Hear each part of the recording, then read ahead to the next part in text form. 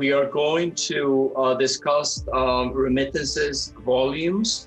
I have to say that this industry relies on data that is collected by the central banks, and central banks are coached by the World Bank for many years in how to collect the data for the industry, and that's the only data that we really have. There's so many holes in the data, and even the World Bank and the central banks, we know that they collect as much as they can, but a lot of left uncollected for many reasons that we're not going to discuss today. We're not going to discuss today whether we know that remittances is a portion of what any money transfer company, payment institutions, money transmitters, whatever you call them, digital or traditional, if we could collect information directly from those companies, the volume will probably maybe be twice or at least much more than is collected by the central bank. So that's the data that we have. So we're gonna build from that data, and we're going to try to discuss what we think is happening. We'll start off with Mexico. So what we're seeing here on green are the total remittances in millions of dollars from worldwide to Mexico. And in orange, we'll see the average transfer amount or the average transaction volume, depending on which acronym you typically use for this. But what we see in green is that for Mexico, ultimately we see an upward trend, right, over the years. And interesting to point out is sort of what happened shortly in the recession of 2008, and how we saw what many have considered sort of an atypical spike in October 2008. And it draws a lot of parallels to what we saw in March of 2020. But that's certainly sort of what we could probably consider abnormal activity, where the economy says, hey, we're tanking, or there's definitely a contraction, and yet we see a spike in remittances immediately during that period. So it's interesting to note that in particular for Mexico. And I'll move along, and so here, this is sort of an overlay view. This is a month comparison, and if you see the three bottom rows are from 2008, 2009, and 2010. The blue, the gray, and the orange. And so what we wanted to note here is that after that spike in 2008, in October, when the recession happened, really the point here they wanted to drive across is that we saw a contraction in remittances, and for at least 2 years, the remittances fell below that period. And so in comparison, I wanted to show what had happened in 2018, 2019, and 2020. The orange line, the blue line, and the green line, with the green line being 2020. And so what we have seen in the last 3 years is that we had seen a stack growth, constant growth year over year in remittances to Mexico.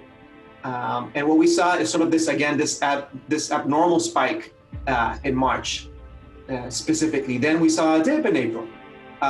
But yet overall, we see growth year over year. And so we'll jump onto Philippines, and this is again the remittance trends for Philippines, as reported by the Central Bank of the Philippines.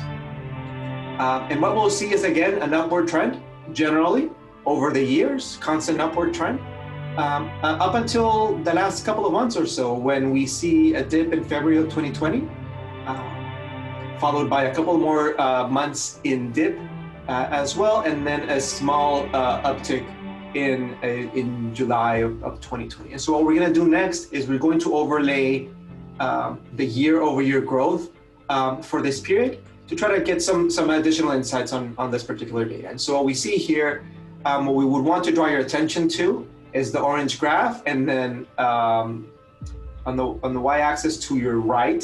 So basically what we're looking for the orange line to be closer to zero or closer to the middle, which would tell us that there's stagnant or no growth, right?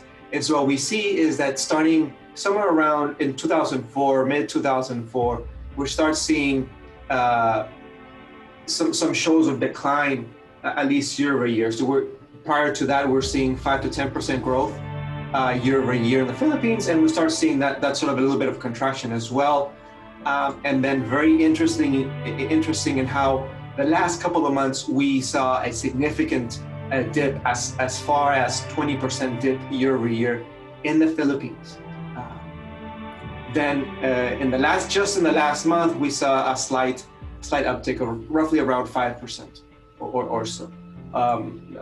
But definitely 20% drop year over year is certainly something to consider, to think about.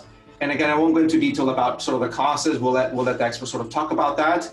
Of course, we will have our own theories, but I wanted to show that data. And so lastly, we'll move on to Guatemala and show the trends of Guatemala. Again, these are the monthly remittance in thousands of dollars to the United States. And again, we sort of see this sort of upward tick in remittances as well to Guatemala. Again, a dip in roughly somewhere between, we saw the dip in Mexico and Philippines roughly between February and April. And we see this here again as well, a significant dip in April of 2020. And then again, we start seeing the remittances go up again slightly. So we're seeing sort of this pattern between these three important countries of remittances. This is again another comparison by month for the last 5 years for Guatemala.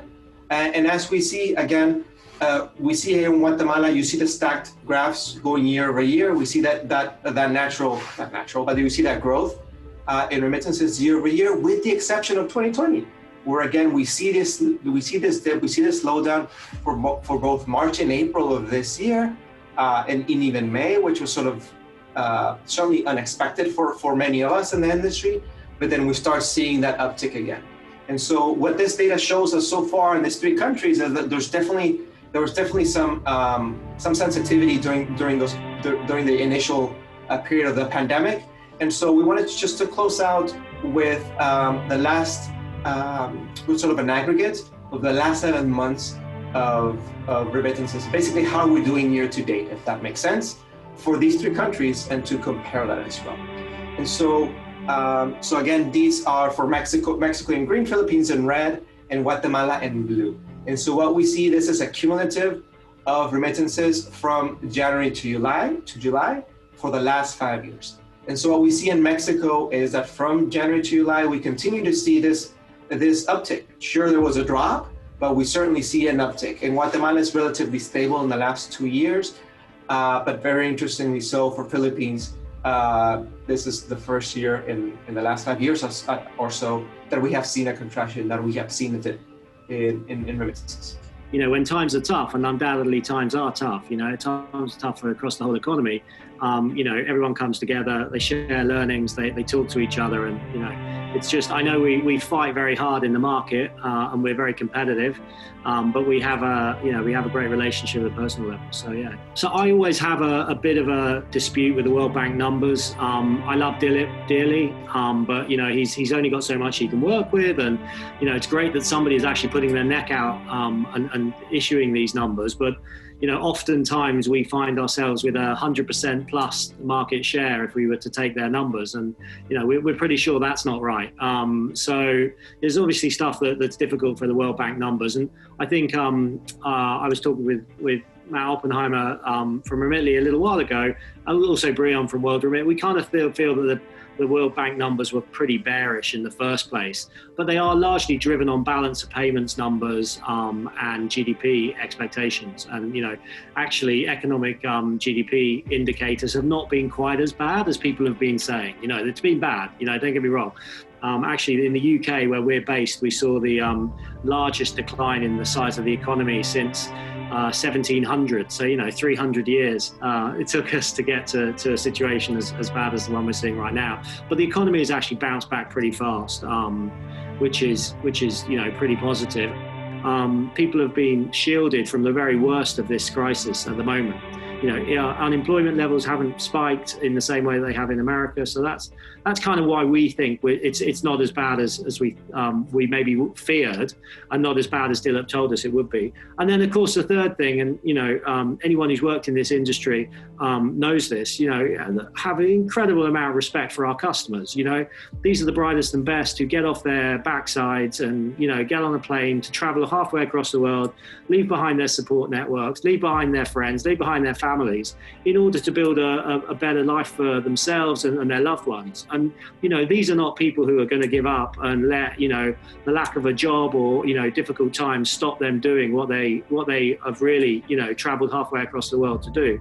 And, I just always say, never bet against our customers.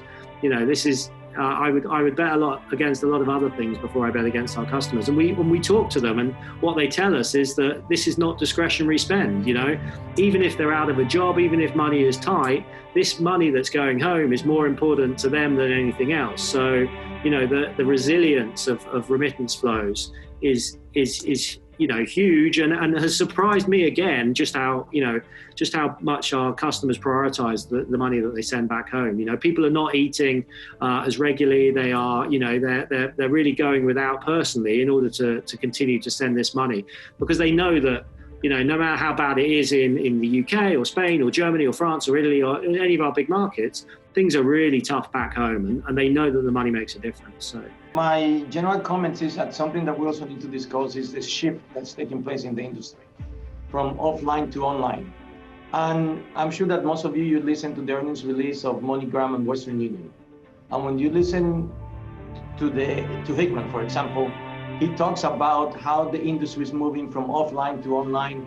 But the challenge that, in the case of Western Union, I think that they're having is that even though they're growing very fast in the online part of the business, that cannot offset the decline from the traditional business, the offline. The other thing that we need to take into account is that you have a lot of companies, all over the world, the mom and pops, that they want to get into the online business, but the online business is not easy. It's a very complicated business. Just because you have a website, that doesn't mean that you're going to generate transactions. You have to advertise the service, you have to build your brand, and you have to have the compliance controls, you have to have the risk controls, you have to have the engineering to build the system. Just by hiring a marketing manager, you're not going to do it, and just having the website. And the other thing that I'm seeing that is happening in the industry is what Michael was saying at the beginning of his remarks, is that data points that we got from the World Bank in March. We were expecting that the world was going to crash with the remittance business, and the opposite happened. And I think that the reason is that there might be a couple of reasons, and I don't have any data points, I'm speculating, is that people are working 2 or 3 jobs to support their families back home. And that is something that they deserve a lot of credit. And the other thing that's happening is that because of the pricing points of offline and online, they're moving to offline. When you send off online, it's a lot cheaper than when you send off online.